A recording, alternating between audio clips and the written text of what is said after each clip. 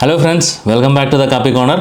ബിൻഡോ സ്റ്റീഫൻ്റെ സംവിധാനത്തിൽ ജനപ്രിയ നായകൻ ദിലീപ് പ്രധാന കഥാപാത്രമായിട്ട് വന്ന പ്രിൻസ് ആൻഡ് ഫാമിലി എന്ന സിനിമ OTTയിൽ സ്ട്രീമിംഗ് ആരംഭിച്ചിട്ടുണ്ട്. ZEE5-ലാണെന്ന് തോന്നുന്നു സിനിമ സ്ട്രീം ചെയ്യുന്നത്. അപ്പം ആ സിനിമയെക്കുറിച്ചുള്ള എൻ്റെ അഭിപ്രായമാണ് ഈ വീഡിയോയിലൂടെ ഞാൻ ഷെയർ ചെയ്യുന്നത്. അപ്പം ചാനൽ സബ്സ്ക്രൈബ് ചെയ്യാത്ത ആരെങ്കിലും ഉണ്ടെങ്കിൽ ചാനൽ സബ്സ്ക്രൈബ് ചെയ്തേക്കുക. വീഡിയോ ഇഷ്ടപ്പെട്ടാൽ ഒന്ന് ലൈക്ക് ചെയ്യുക. അതുപോലെ എന്തെങ്കിലും അഭിപ്രായങ്ങളോ നിർദ്ദേശങ്ങളോ ഉണ്ടെങ്കിൽ കമൻറ്റായിട്ടൊന്ന് രേഖപ്പെടുത്തിയേക്കുക. അപ്പോൾ നമ്മുടെ നേരെ സിനിമയുടെ ഡീറ്റെയിൽസിലേക്ക് പോകാം. സിനിമ സംവിധാനം ചെയ്തിരിക്കുന്ന ബിൻഡോ സ്റ്റീഫനാണ്. പുള്ളിയുടെ ആദ്യത്തെ സിനിമയാണ്.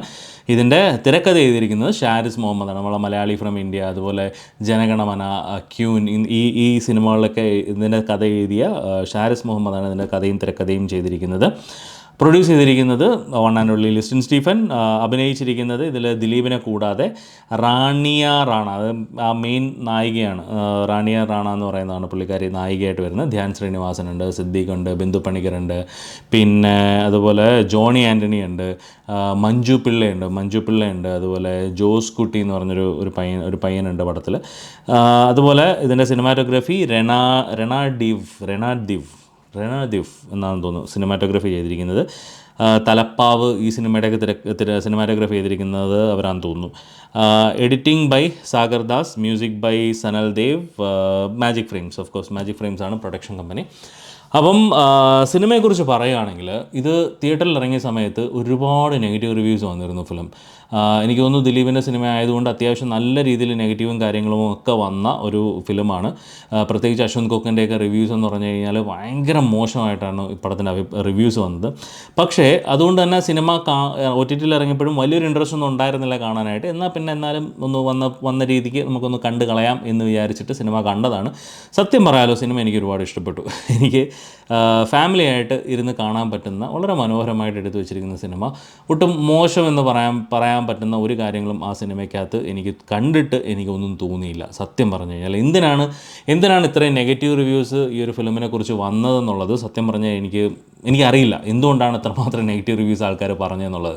മേ ബി അവരുടെ എക്സ്പെക്റ്റേഷൻ ഡിഫറൻ്റ് ആയിരിക്കാം, മേ ബി പയ്യന്മാർക്ക് പറ്റിയ പടമായിരിക്കില്ല എന്ന് തോന്നിയതായിരിക്കും. കാരണം അനാവശ്യമായിട്ടുള്ളൊരു ചവറ് സീനോ അല്ലെങ്കിൽ സ്ഥിരം ദിലീപിൻ്റെ സിനിമകളിലുള്ളതുപോലെ കുറച്ച് അല്ലാതുള്ള കോമഡി സീൻസോ കോമഡി സീൻസോ അങ്ങനെയുള്ള കാര്യങ്ങളൊന്നും ഈ ഒരു ഫിലിമിൽ ഉള്ളതായിട്ട് എനിക്ക് തോന്നിയില്ല. അല്ലറ ചില്ലറ സീൻസ് ഉണ്ട്, അത് ദിലീപിൻ്റെ സ്ഥിരം ശൈലിയിലുള്ള കുറച്ച് കോമഡി ഉണ്ടാക്കാൻ വേണ്ടി കാണിക്കുന്ന കുറച്ച് വളിപ്പ് സീൻസൊക്കെ ഉണ്ട്. പക്ഷേ എന്നാലും പടത്തിൻ്റെ കഥ വളരെ റെലവൻ്റ് ആയിട്ടുള്ള, ഇപ്പം ഇന്നത്തെ കാലത്ത്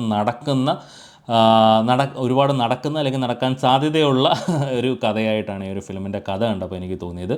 കാരണം വളരെ റെലവൻ്റാണ് ആ സബ്ജക്റ്റ്. ഇന്നത്തെ കാലത്ത് എന്താ പറയുക, ഒരു സോഷ്യൽ മീഡിയ ഇൻഫ്ലുവൻസറായി അല്ലെങ്കിൽ ആ ഒരു സോഷ്യൽ മീഡിയ ഇൻഫ്ലുവൻസറായിട്ട് അതിനുശേഷം അവരുടെ പേഴ്സണൽ ലൈഫ് തന്നെ എന്താ പറയുക, ഒരു പ്രൈവസി നഷ്ടപ്പെടുകയാണ്. പേഴ്സണൽ ലൈഫിൽ പ്രൈവസി ഇല്ലാതെ സ്വന്തം ലൈഫ് അവർ ലൈക്കിന് വേണ്ടിയും റീച്ചിന് വേണ്ടിയും മാക്സിമം സ്വന്തം ലൈഫ് സോഷ്യൽ മീഡിയയിലിട്ട് അമ്മാനമാടി കളിക്കുന്ന ഒരുപാട് ഇൻഫ്ലുവൻസേഴ്സ് ഉണ്ട്.